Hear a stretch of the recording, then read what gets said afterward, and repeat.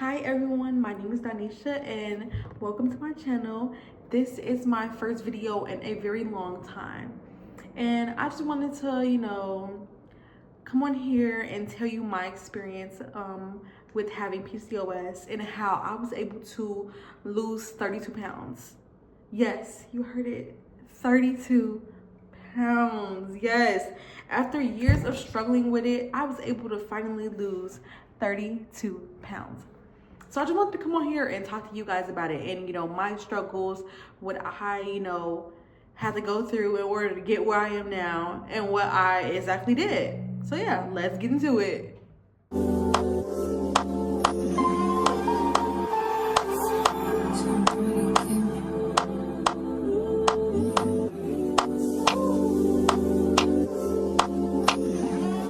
Okay, so let's get into it. So I got diagnosed like around the pandemic time when everybody was going crazy and everything was just crazy.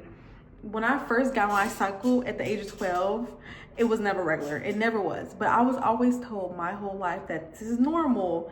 It runs in a family. Everybody, period, is like this.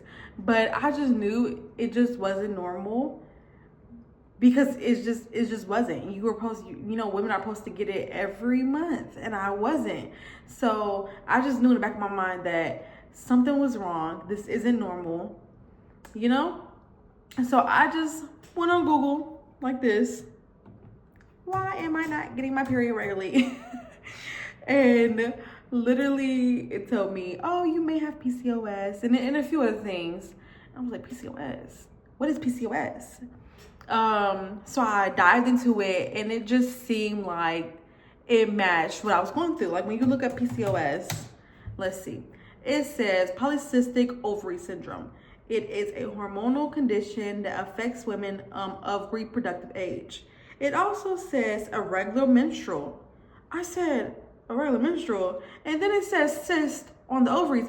I said, I hope I don't got that. So the irregular menstrual, I had that. I knew I did. But everything else that came with it, all the other symptoms, I was just like, oh my gosh, am I going to get those if I have this? Is that going to develop over time? So it's just me being like young and panicking. So then I went to the doctor and they told me, oh yeah, you do have PCOS, right? And they told me your two options is to actually, I don't have two options. They said your option is to get on birth control and lose weight. And that's it. And they also said, because you're at risk of getting cancer if you don't. When I say I was frightened, I was confused. What do I do? Do I get on birth control? Do I not? Does it really help? So it was just like a lot of things running through my mind before I was just like, okay, let's get on birth control. Let's just jump right to it. I knew that I just had to do more research for myself and understand, is birth control my only option? Is that all y'all have for me is birth control? It's no medicine, no nutrition plan, nothing, just birth control? That's all I have is birth control? And if I don't, okay, cancer or to lose weight. Okay, well, how do I lose weight? Because it seems like it's harder, to lose weight with PCOS. It seems like it's harder from everything I was researching and just my struggle over the years. So how do I lose weight? And why is it only birth control? So it was just so much going through my mind, I think in 2020, I was 18, 17. Yeah, I was. So it was just a lot going through my mind. 18, 17-year-old me getting diagnosed with PCOS and just panicking, literally. Even my dad was worried. He asked my sister, is she gonna be okay? What's wrong? Is she gonna be okay? Because I told him I have it and he didn't understand. So him, as my father, my old father with his little gray afro, just panicking too. So we're both panicking and he's confused and he's asking my sister, is she gonna be okay? What do we have to do? He's confused himself. If you can see how he felt, then imagine how I felt. So after that, I just did research. So much research. I looked into a lot of stuff and I seen a lot of stuff. Some people are saying go dairy free. You can't eat gluten. And that was okay, dairy free and gluten. basically, and then some other people was like, oh, you gotta be a vegan or a vegetarian. So like, young me panicking, looking at stuff, like, okay, so I can't eat this, I can't eat that, and I'm just like buying stuff, and then it's people telling me, do you really need to eat that way? Like, don't you think you're panicking a little bit? And I'm just like, I have a hormonal condition, it can cause me cancer. And oh, what a crazy time. So after all that panic, and I continue doing research and continue trying different things, over time, more research has come out. So over the past few years, more research has come out. I have tried different diets.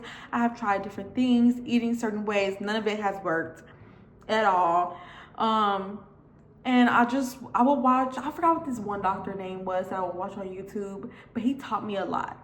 And then I also learned about, this is where like stuff get a little bit better for me and a little bit more of an understanding. I learned about that there are 4 different types of PCOS. I always forget them offhand. But I have the insulin resistance PCOS. Okay. So there are 4 different types of PCOS. First, the one I have, you have insulin resistant PCOS. That affects about 70 to 80% of women with PCOS. So most women that you will meet that have PCOS most likely has the insulin resistant PCOS. Then you have inflammatory PCOS, post-pill PCOS, and adrenal PCOS. So I didn't have those, but I knew by the symptoms of insulin resistant PCOS that I did have that one. And when I found out about that, I asked my doctor about it, and she told me that she didn't know what I was talking about. That's not important. Get on birth control. Lose weight. Like, I went to 3 different types of doctors, and they all told me the same thing. And I feel like the only person that helped me wasn't even a doctor. She was a nurse practitioner. When I say I left her office with so much information about how I should eat, about PCOS, like, she was just such an amazing nurse practitioner that I learned so much more from her than I have ever learned from any doctor I ever went to, which is so crazy because they're a doctor. She's a nurse practitioner. They should take time to know more.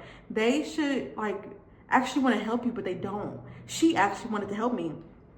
So that was the only time that I feel like I ever had a good experience with any healthcare provider, and she was a nurse practitioner.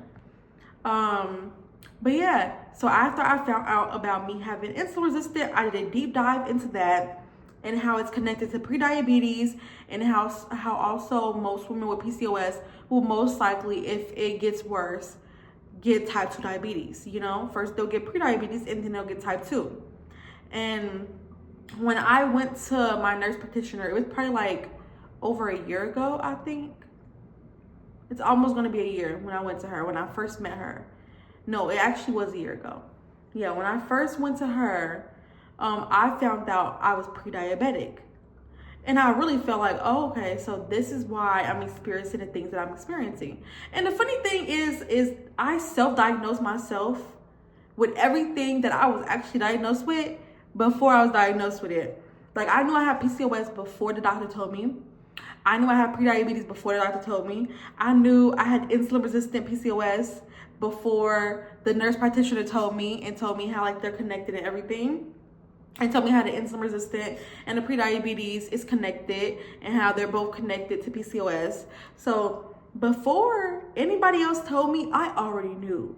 I knew it, and I just needed the doctor or the nurse practitioner to tell me that I'm right. I already knew it because I know my body. So after I got diagnosed, I took my time to really learn. It did take time to really commit because you have to really change your habits. You have to really lock in and be like, okay, I want to lose weight. I want to be healthy again. I want my period back. And I know most women hate their period, but imagine not having your period and it's a bunch of health issues that come with it. You're going to want your period. Exactly. You're going to want it. Period. You're going to want it. So I didn't have my period. When I got diagnosed with prediabetes, some other symptoms started coming along too that wasn't there at first because my PCOS was getting worse, or I was gaining weight. So some of the other symptoms that I had was When I was hungry, I would get really shaky. I was dehydrated often. And I would get hungry very often. So it's not like, oh, it's been 6 hours since I ate. Like, I'm finna fall out. No. It'll be an hour, 2 hours since I ate. And if I don't eat again, I'm already hungry. I'm already hungry. It only been an hour. I'm already hungry. And then if I wait too long, now I'm getting shaky. And now I'm dehydrated. Like, I just drank some water. Now I'm dehydrated again. Now I got a headache.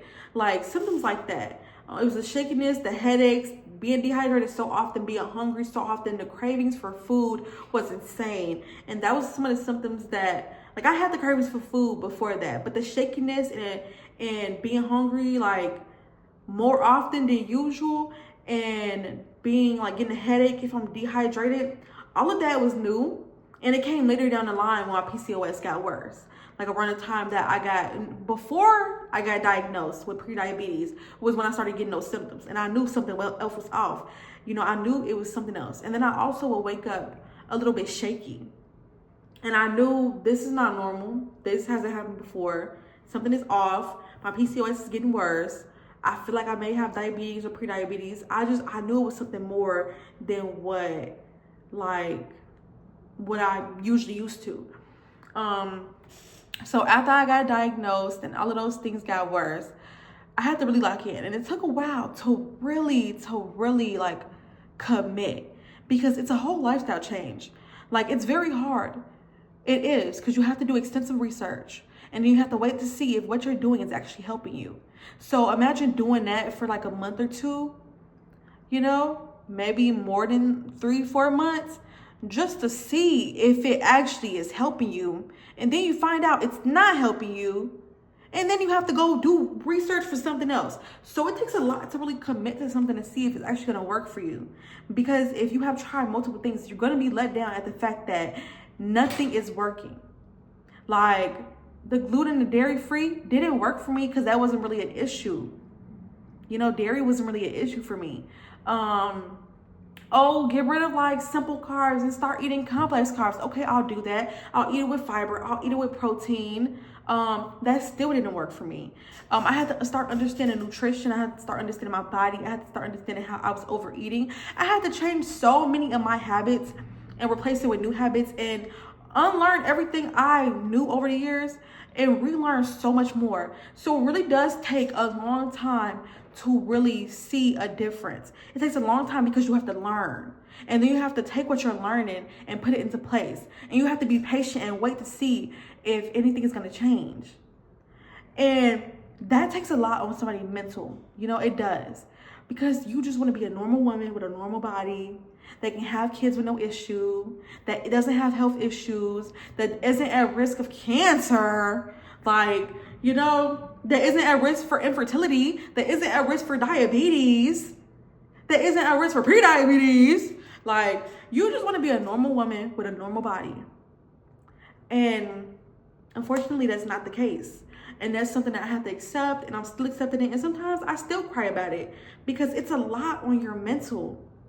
Like, most people could just eat whatever the hell they want and they don't gotta worry about nothing. I can't do that. And that's a lot to take in. It is. You have some people out here that choose to eat healthy because they want to be healthy.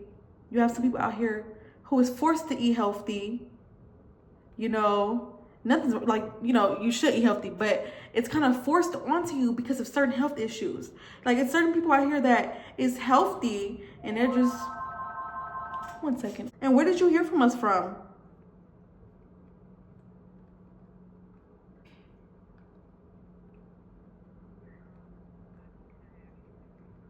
Oh, did you see my TikTok? This is Donisha. Good, how are you? Yeah, I'm at the front desk right now. It's just me because we're slow right now. And that's so crazy that you called because you saw my TikTok. But yes, I do have, right? That's making me so happy. Oh my goodness. No problem. Thank you for calling.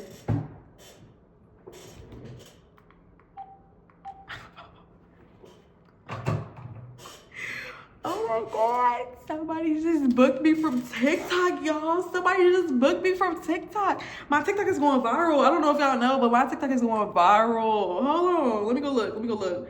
My TikTok is going viral.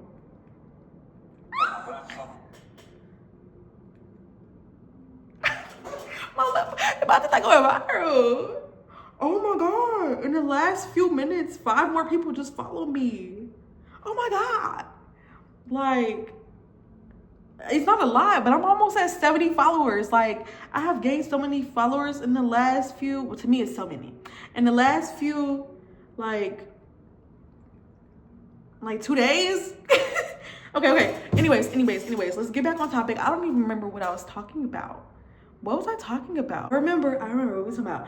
But yes, like I was saying, is that it does take a lot to really commit to something, because you have to learn it. You have to unlearn what you've been new. You have to learn new things. You have to learn what works for your body and what doesn't work for your body. And that's a lot. That's a lot of trying and failing and trying and failing and trying this and that not working and trying that and that not working. And it does take a lot. So for people who tell women with PCOS, oh, just lose weight, go jump out a window immediately. Thank you. Because if you were put in somebody's shoes that has PCOS, you would not make it a day. You wouldn't make it a day. You wouldn't.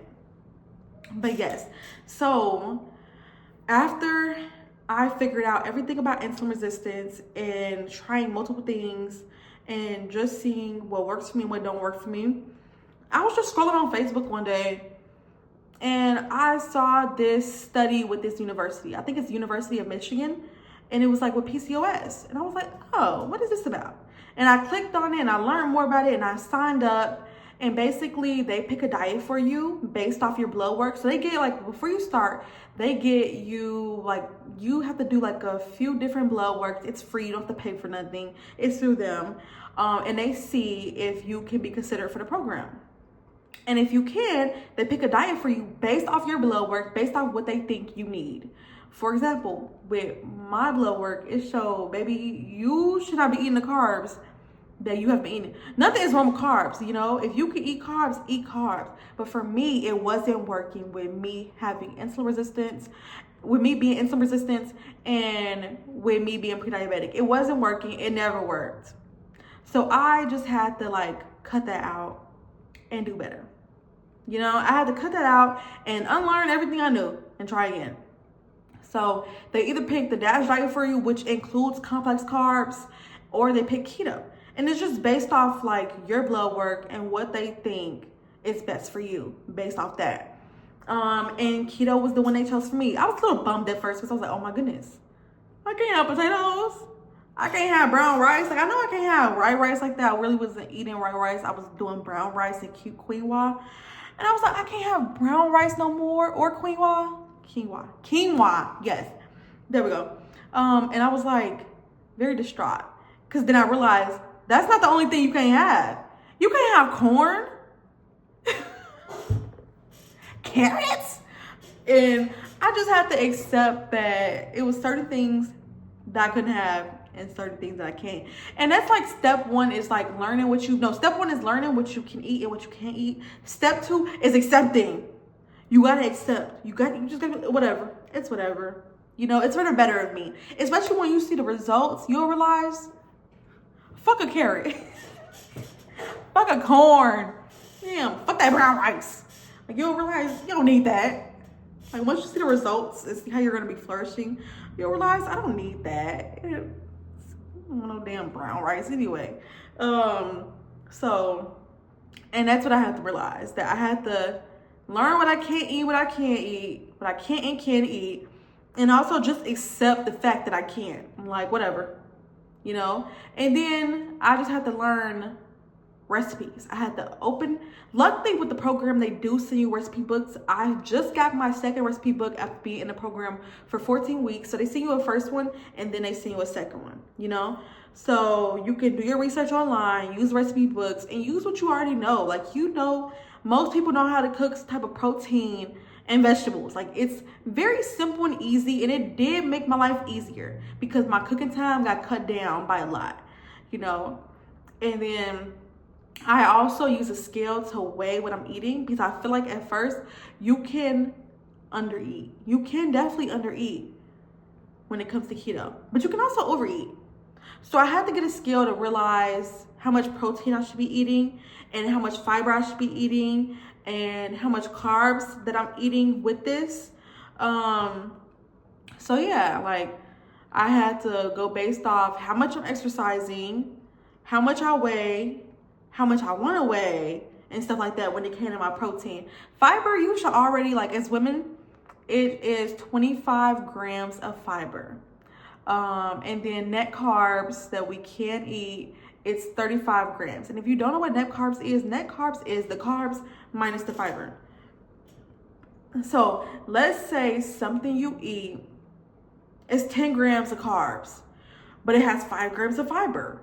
Then then technically the amount of carbs you ate is only 5, if that makes sense. So you do have wiggle room. I don't know why people say you can't eat carbs, because you can. Because I'm over here eating something that has 10 carbs. Yes, technically when you minus the fiber, the net carbs is 5, but you're still eating 10 carbs. So I don't know why people think keto is just like a no carb, no fruit. I eat berries every morning. Like, I love eating berries. And I have me a big bowl of berries in the morning time, and it's like 9 grams of fiber. So I don't know why people think, oh, you're just so sad, you can't eat berries, you can't eat fruit. It's certain fruits that is higher in carbs that you might want to avoid, okay? Whatever. But I have always loved berries, so I didn't have an issue with the fruit I can and can't eat, you know? So yeah, like I said, first step is just knowing what you can and can't eat. Second step is just accepting it. And then you start experimenting, you learning. Like, I recommend using the scale, and making sure you're eating enough. I eat 1,700 calories, and some people think that's pretty low, but I think if you're eating over 16, that's good. I think we should be eating over 16. I mean, it just depends. You got to figure it out on your own. Look up a calorie calculator and figure out how much you should be eating, how much protein you should be eating, and go from there. But yeah, I started keto, and over time the fat slowly went away. I did have a moment where I was stuck for a minute. And then I had to rethink, okay, so what are you eating that's making it stuck? What are you doing that you could do better? You know? And I realized, okay, I can't drink certain juices anymore because of the sugar. So I started drinking sugar-free juices. But then I realized, what could be making me stuck? Is it the sugar-free juices? And then I took it away, and then I started losing weight again. And I was okay, so maybe it was the sugar-free juices and their hidden sugars. So then I took that away, and then I continued what I was doing. And I got stuck for a little bit more, but I realized maybe I need to start exercising, because it took like 10 weeks into keto before I actually started doing something. And all I did was start walking. And slowly the weight started melting again. I would just walk for 90 minutes a day, sometimes 60, but just get some steps in. It don't matter how many. 30 is the minimum I would do. 30 is the minimum, and then 90 is the max. Sometimes I did over 90. But yeah, I did have moments where I did get stuck and my weight was like at a standstill. And I just had to reevaluate and see what I could do different and what I feel like could be affecting my weight. So I knew when I first started, it was the sugar-free drinks. It definitely was. And then after me being stuck for a little bit longer, I knew maybe I need to start exercising a little bit. So I just started walking. And then I also like got a scale so I could figure out if I'm under eating or overeating. And I did figure out that, okay, yeah, you overeat a little bit. You overeat a little too much. So yeah, it just took a little bit of like just looking at like what's going on to figure out what do I do next, you know? What could I change that could, you know, have a good impact on my body, you know? And yeah, that's literally what having PCOS is. It's trying different things and it's trial and error, and it sucks. And I wish it was just a blueprint to, this is what you need to do. This is what you need to do, you know? And I wish it was that. I wish it was that, but it's not. And yeah, it's not. But keto definitely had a big impact on my life. Like I went from 213 to 183, 182. I think it was 182, 183. And it definitely did have such a big effect on my life. It really did. It really did. And I'm grateful that I learned about it, and I highly recommend it to other women with PCOS. And maybe keto isn't for you. You just have to figure out what it is. Like I said, it's trial and error. What made me really also was like, okay, well, I kind of hope I get keto. When I started like the study with the program, was I saw this man video, and he said it takes 12 weeks to reverse PCOS with keto. And I am 14 weeks in, and might I say, the shaking is gone. Waking up shaking is also gone. The headaches from being dehydrated, gone. Depending, it just depends. But the cravings, gone. The weight going away is shutting off. It's shutting off, yes. So he's right. Have I got my cycle yet? No, I haven't. But I feel it coming soon. Your girl's gonna be, we're gonna have a period party. I keep saying that. I'm literally gonna have a period party once I get my period. It has been 3 years. It has been 3 years and I have not seen my period. And I am going to celebrate when I do, because that means I am healthy. That literally means I am healthy. So I'm literally gonna have a period party. And we're all gonna wear red, and a cake is gonna be red, and we're gonna celebrate. Period. But yes, that is what's gonna happen. I haven't got my period yet, but I slowly stopped getting my period once I gained more than 170 pounds. Once after high school and COVID started and I started gaining more weight, was my period slowly started going away, and I slowly started seeing it less and less. So I feel like once I get around 170, I will see my period, and I will keep y'all updated, because we're gonna celebrate.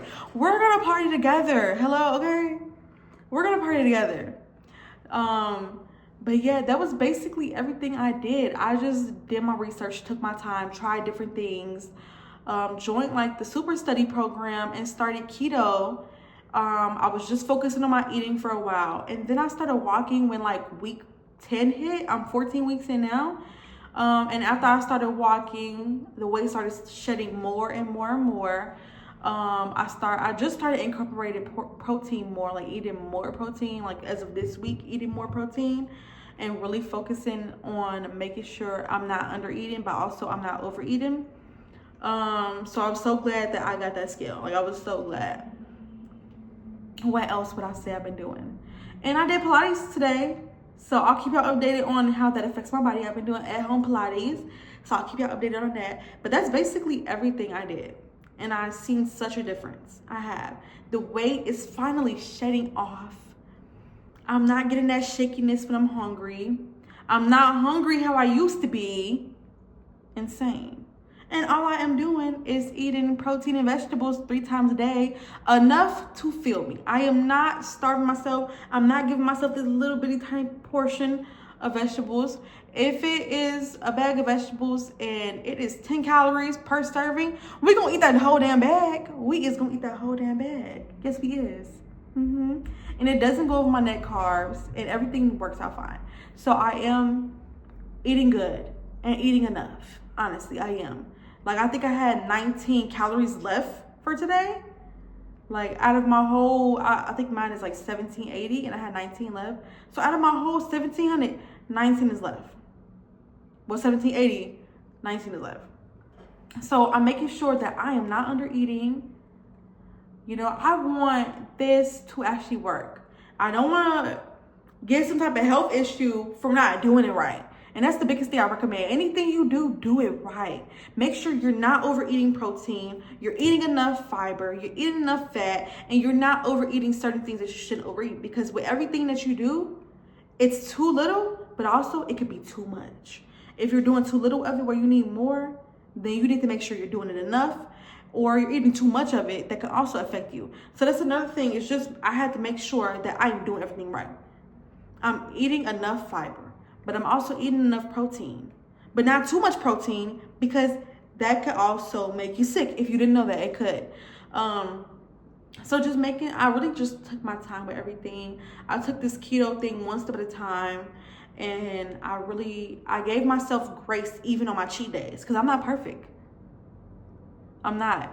And I really just took my time with it and made little adjustments over time, and, you know, changed things over time and incorporated things over time and did more research. And here I am now feeling like I am like my brain is very much so more clear. I have an understanding.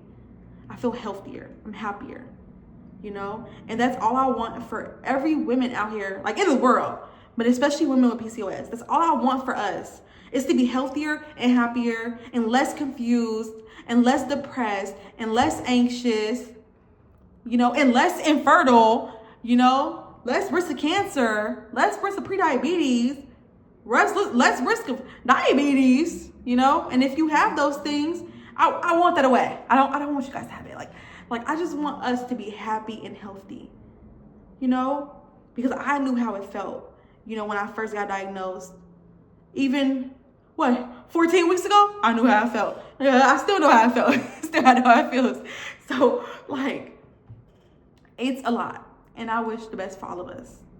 But yeah, thank you guys for watching. This won't be my last video. I will continue updating you guys.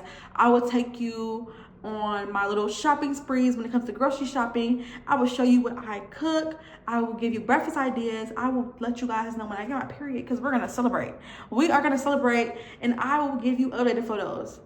I have to search through my photos for an updated photo of me, like not an updated photo, but a photo before I started and now. Because like I said, I really didn't take photos like that. It was just like a little bit of like body dysmorphia with a little bit of like, I don't really like how my full body look. But actually, I might just go put on a dress that I wore a few weeks, like a year ago, just to show you, you know. I think it was a year ago. No, it was Valentine's Day a year ago. So yes, or was it after Valentine's Day? I don't know. I wore a dress not that long ago, and I'll show you guys the before and after, how those look. Me putting it on now versus before, and, you know, just show you guys. I really don't see that much of a difference. I feel like my weight is shedding from everywhere. It's not just like, oh, I need to lose this pouch. No, it's everywhere, from the chin to the arms to the legs to the gut. Hopefully not the butt, because I barely got any. But yes, thank you guys for watching. This is my story.